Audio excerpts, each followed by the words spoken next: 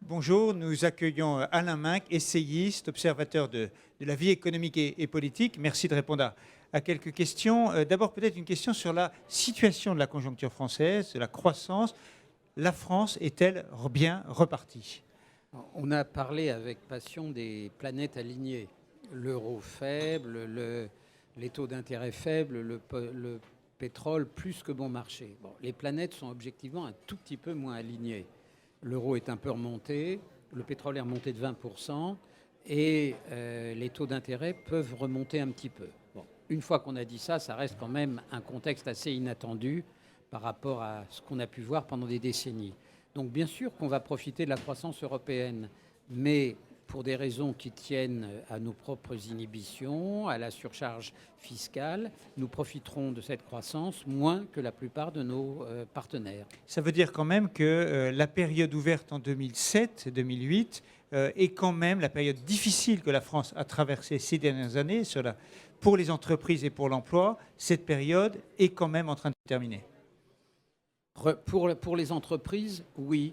Pour l'emploi, moins qu'il ne le faudrait à cause de nos rigidités, qui fait qu'une fois de plus, la capacité de création d'emplois de la France au regard de la croissance sera plus faible que chez les autres. Alors on voit que les pays qui nous environnent progressent bien, ont une bonne reprise. C'est le cas de l'Espagne, mais qui est dans une situation très difficile, de la Grande-Bretagne. L'Italie redémarre plus difficilement. Et puis bien sûr, il y a l'Allemagne. Est-ce que les écarts que l'on constate ces dernières années entre la France et l'Allemagne vont se résorber ? D'abord, pour la Grande-Bretagne, sortons du fantasme. La Grande-Bretagne, aujourd'hui, a moins récupéré que la France par rapport à son niveau de PIB d'avant-crise. Elle va le faire, mais ce n'est pas le miracle absolu. Oui, l'Allemagne a connu son apogée, mais je pense que l'écart entre la France et l'Allemagne va significativement se réduire. Hausse de salaire en Allemagne, et heureusement, puisque c'est la rançon du succès. Coût croissant de l'énergie à cause des erreurs menées en matière de politique énergétique. Et enfin, d'une certaine manière, réduction du formidable avantage que les Allemands ont sur certains produits, parce que les Chinois vont finir par faire des machines-outils de qualité, puisqu'ils font tout, et qu'ils finissent par tout faire de qualité.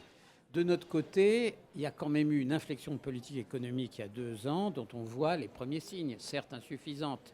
Donc le pire de l'écart me paraît être derrière nous. Est-ce que vous avez... quels sont les grands atouts, en dehors de la démographie, de la France si on regarde du côté des secteurs d'activité ? Quels sont ceux sur lesquels on peut compter dans les années qui viennent ? Les secteurs classiques, inutile de les citer, on les connaît. Mais je crois que ce qui est frappant et très encourageant, c'est l'incroyable efflorescence dans ce pays qui était peu entrepreneurial de start-up.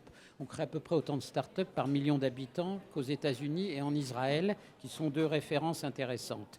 Je crois que c'est aussi lié à la formation de nos grandes écoles, qui est mathématique, et que les maths sont mieux que la dissertation, une préparation au monde du numérique et des algorithmes et du traitement de big data. Et je pense que quand on voit qu'à la sortie d'HEC ou autre, aujourd'hui le chic du chic, c'est non pas d'aller chez Schneider, Renault ou n'importe quelle grande entreprise classique, mais de créer une start-up, je me dis la France n'est pas exactement ce que l'on dit d'elle. Alain Minc, je vous remercie.